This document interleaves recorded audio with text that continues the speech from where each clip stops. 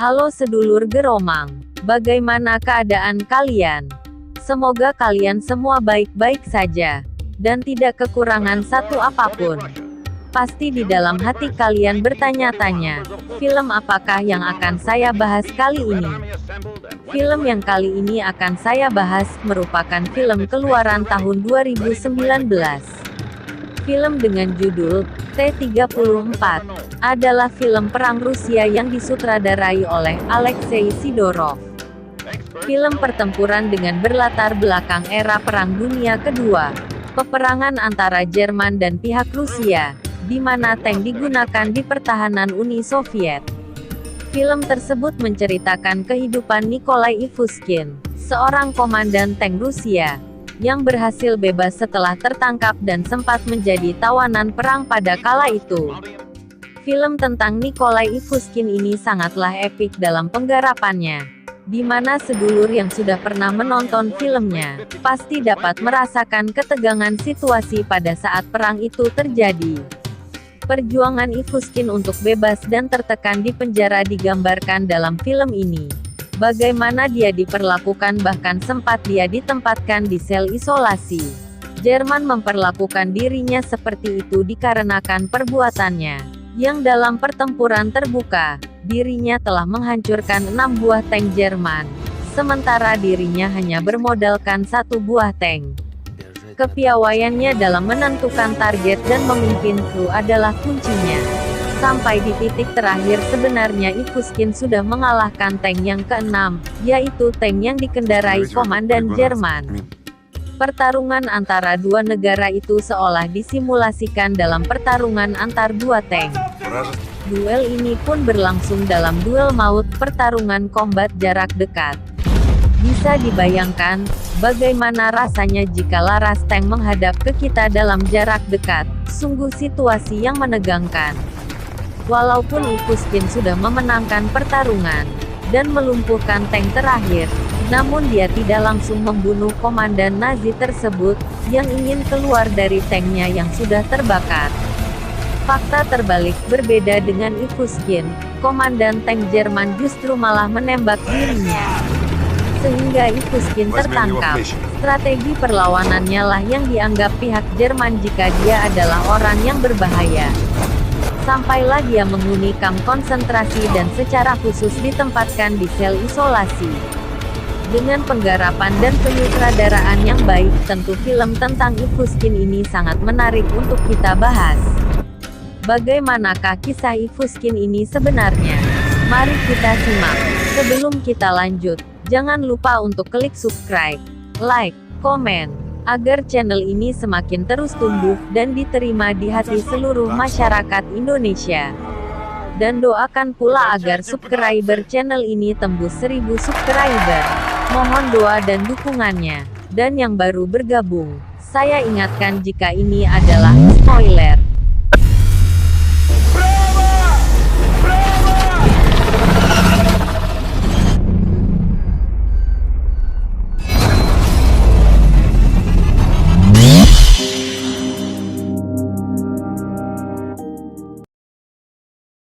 Kisah diawali dengan pemandangan sebuah tanah lapang bersalju, sebuah mobil truk, yang sedang berjalan di sesaljuan dan tiba-tiba saja menghentikan lajunya.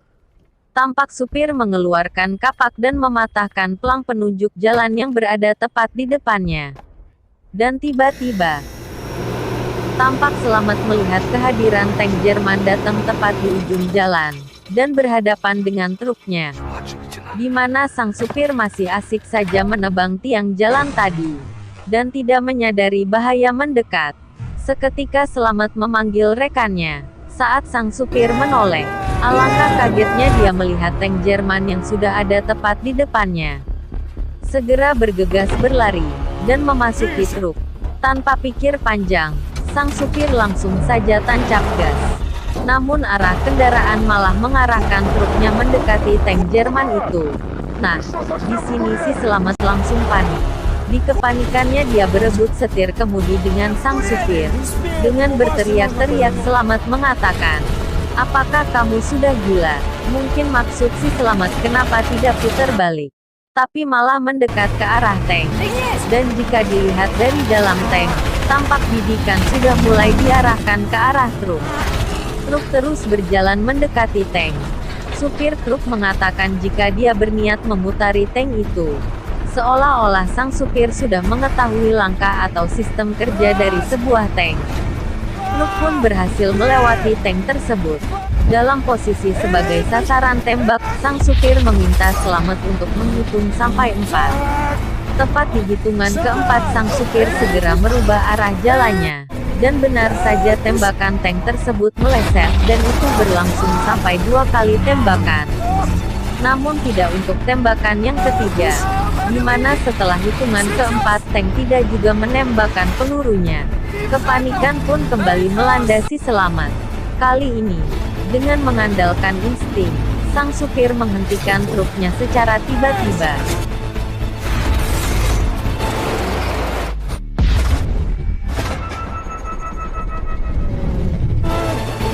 Tembakan ketiga pun luput. Akhirnya mereka berhasil lolos dari tank maut tadi. Kita lanjut. Sampailah di sebuah bangunan. Tampak sekelompok tentara Rusia sedang berdiskusi. Tak lama masuklah sang supir tadi. Dan memperkenalkan diri sebagai Letnan Ivuskin.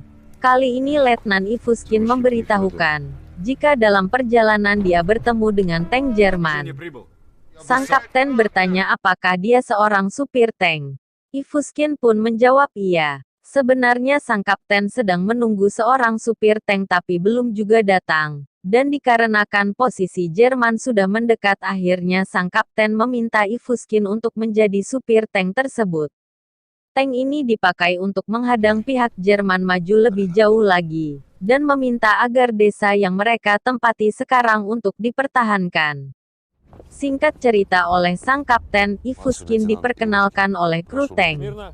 Setelah perkenalan, kru pun bertanya apa yang akan kita lakukan dengan satu tank. Sepertinya kru tank sangat yakin jika ini adalah misi bunuh diri. Ivuskin pun meyakinkan para kru untuk tetap berjuang sampai titik penghabisan. Kita lanjut. Hari di mana pasukan Jerman sudah berada tepat di depan pintu masuk desa. Tampak komandan Jerman berdiskusi, dan mengamati desa serta curiga jika desa tersebut terlalu hening. Akhirnya, tak berselang lama seluruh pasukan Jerman bergerak memasuki desa. Sebelum masuk desa, komandan Jerman kembali memerintahkan untuk berhenti.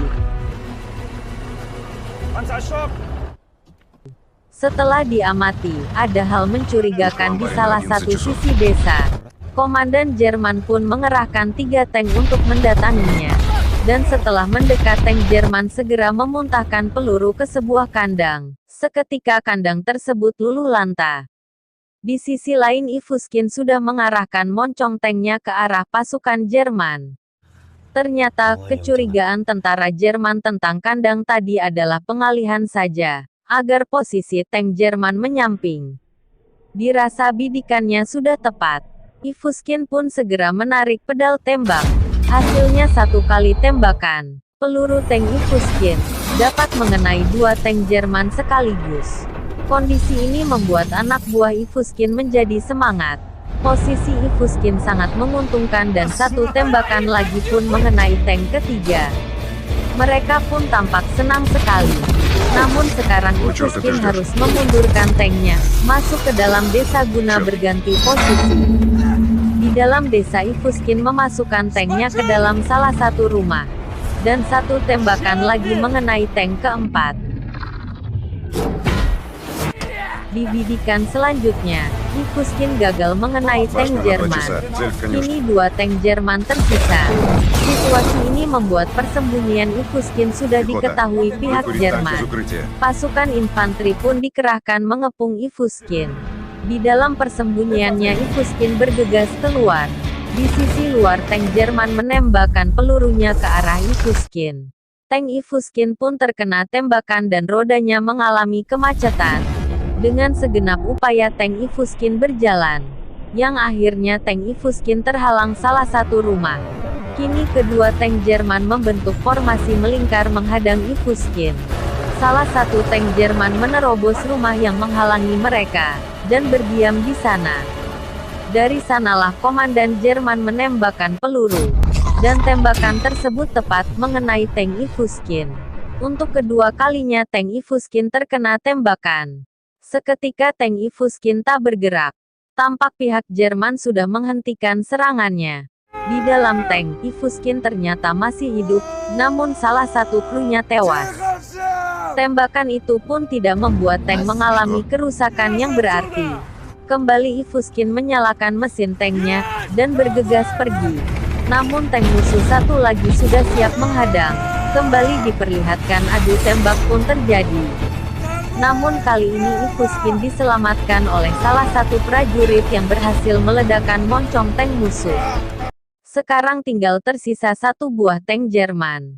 Kini film seperti memperlihatkan penggambaran pertarungan antar dua negara. Ivuskin mewakili Rusia dan Jerman yang persenjataannya kuat pada masa itu. Kedua tank berjalan berseberangan. Satu tembakan lagi diarahkan ke Ivuskin, namun kali ini meleset. Tembakan berikutnya kedua tank saling menembak, dan tembakan Ivuskin mengenai tank musuh. Namun belum cukup melumpuhkan tank itu. Kembali pertarungan berlanjut. Di sini Ivuskin berdiam menunggu tank musuh lewat. Tapi kejadian berbeda. Tank musuh tidak melalui jalan yang ditunggu Ivuskin. Tank musuh muncul dari arah samping, dan langsung menembakkan pelurunya dan tepat mengenai tank Ivuskin. Masih dalam keadaan pusing, Ivuskin memutarkan laras tank menghadap tank musuh. Dan di sini mereka saling tembak dalam jarak yang sangat dekat, dan keduanya terkena tembakan. Kedua tank itu pun kini rusak parah. Ivuskin yang lebih dulu sadar segera keluar tank, dan menyelamatkan timnya. Sementara di luar satu tentara Jerman ditembak Ivuskin. Tapi tidak dengan komandannya. Dari dalam tank komandan Jerman pun berusaha keluar. Setelah berhasil keluar, komandan Jerman itu tanpa basa-basi langsung menembak Ivuskin. Seketika Ivuskin pun roboh. Baiklah sedulur Geromang, ulasan ini akan dibuat dalam beberapa part. Ulasan selanjutnya tentang Ivuskin yang sudah berada di kamp konsentrasi, serta bagaimana dirinya saat berupaya melarikan diri. Setelah diminta menjadi sparring partner dalam latihan tank yang diadakan oleh pihak Jerman. Dan di saat pelariannya pun dia kembali bertemu dengan komandan Jerman tersebut, dan kembali terlibat pertarungan. Seperti dejavu, pertarungan epik pun terjadi. Bagaimanakah kisah selanjutnya? Nantikan di chapter 2 mendatang. Akhir kata, ikan hiu beli tahu. Oke, bye. Cubita, oh, cubita.